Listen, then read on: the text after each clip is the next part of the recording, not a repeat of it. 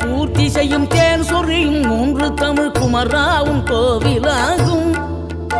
தினம் தேடி வரும் பக்தர்களின் தெளிவான முதிர்ந்த மனம் முருகாவும் மயிலுமாகும்.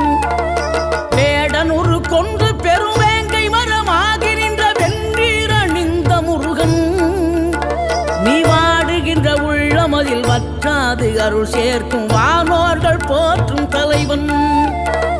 நீரெடுத்த மேனியுடன் ஆறிடத்தில் பேரெடுத்து நினைவெல்லாம் இனிக்கின்றவன், நீ ஓர் எழுத்து ஆயுதமாய் ஒளிகின்ற வேலெடுத்து உறுதுணையாய் வருகின்றவன், எனக்கு உறுதுணையாய் வருகின்ற